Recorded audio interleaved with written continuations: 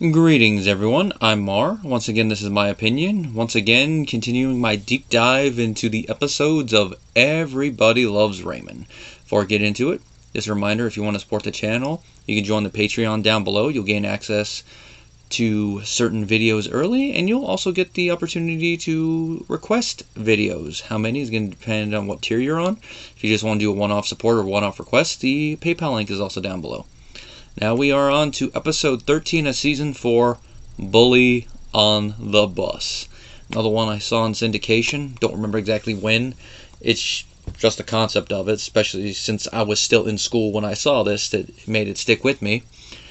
And watching it again, it's one that definitely hits home a little bit more. Now as an adult, even though I do not have children yet, I can identify more with Ray and Debra's perspective since I am an adult.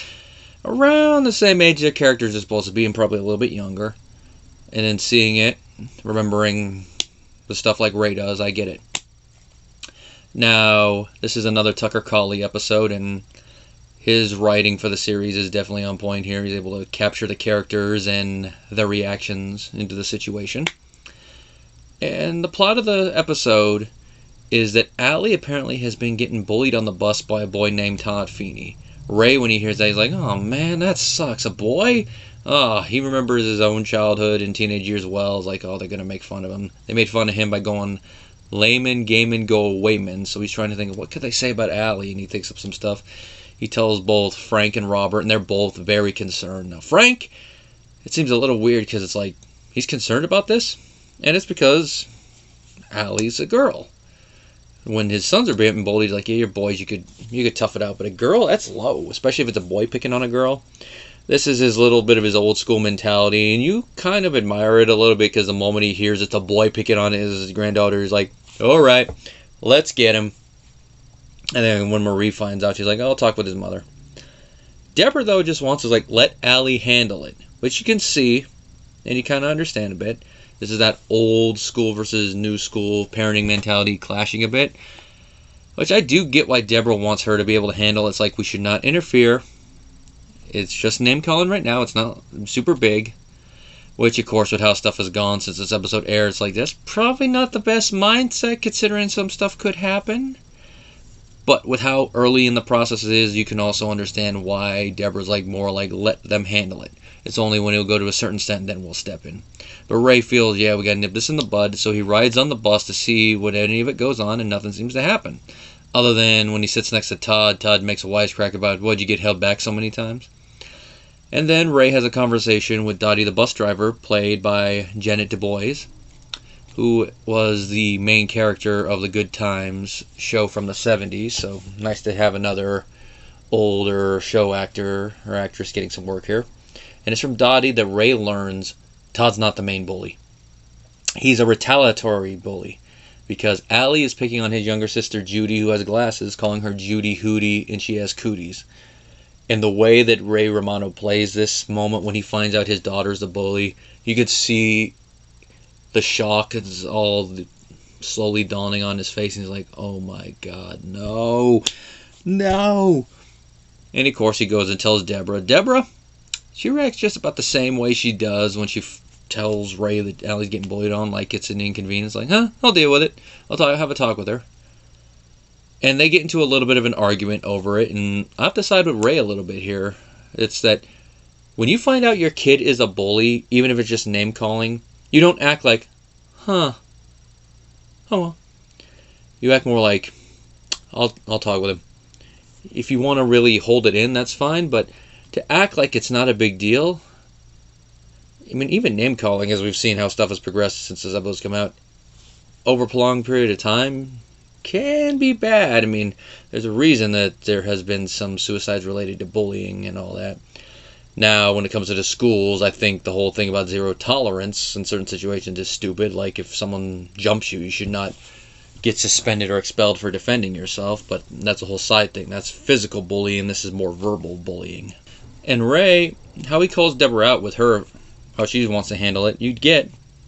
And it ties back to the fact that Debra was a little privileged. I mean, grew up in Connecticut, family was upper middle class, went to a better school than the Barones did, and she was a popular kid. where she'd be the one doing it. Like, you could imagine Debra probably hanging out with the girls from Heather's. And because of that, she's not looking at it the same way that Ray, and then by extension the rest of the Barones, are when they find out about it.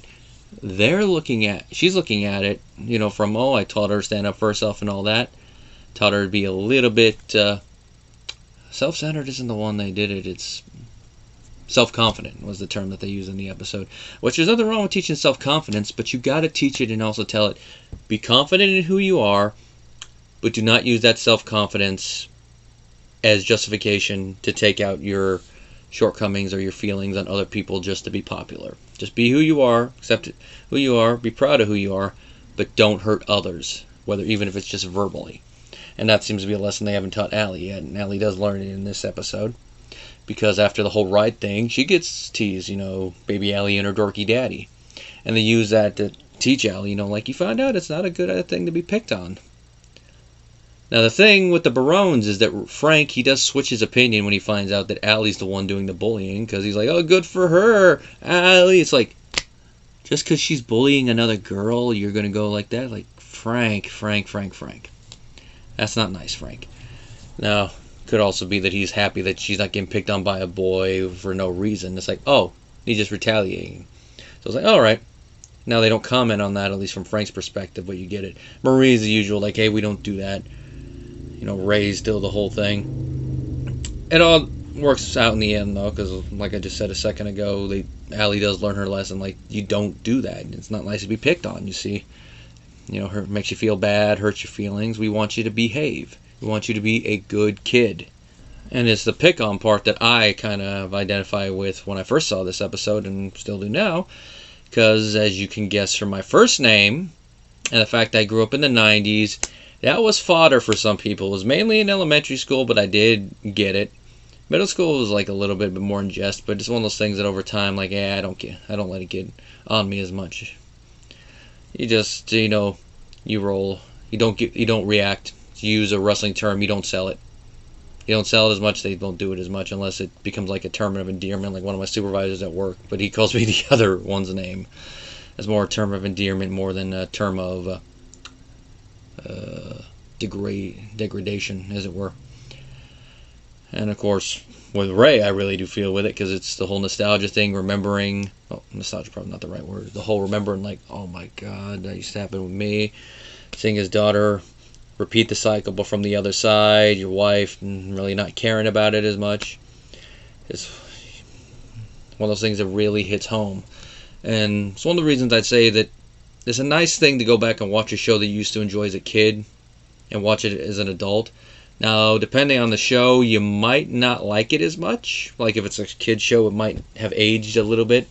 Like, even though I do like the 80s TMNT show, some aspects of it haven't aged as well, but that's mainly because the writing for kid shows back then was not at the same standards as it is, like, say, in the later 90s, 2000s, where they wrote it to where it could be enjoyable no matter what your age, whereas that one, you could still enjoy it, but you could tell, like, yeah, this show was written to sell toys.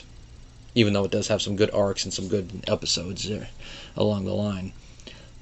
It's that mindset, but then other ones, you'll be like, there's more to the show than I remember. Now this one, I've watched off and on. It's just watching it with a more adult lens and watching it in sequence. I'm like, oh yeah, a lot of this stuff. It hits me right in the feels. In conclusion, Bully on the Bus is a pretty fun episode. If you were ever bullied as a kid, even if it was just emotional by name calling, it will hit you a little bit right here. If you happen to know anybody who is doing bullying or is being bullied, this is definitely an episode I think you should show them, because it can help a bit. And more so if you're trying to re-educate someone who is a bully, because that's really one thing you really need to start to. Like, if your kid is bullying another kid for no reason other than to be popular, lash out for no reason, or for reasons at home that you probably might not want to admit yet, I'd say give them this episode to watch and have them take notes. See, it's not really the best thing to do. Hurting other people through verbal assault, not the best thing. How the parents handle it, their back and forth discussion. I mean, they do get a little verbal when they're seeing that they're going to take different approaches, but like any good marriage, they do come to an agreement, they compromise, and they talk with Allie, and they get her to see, hey, this is not the way you handle it.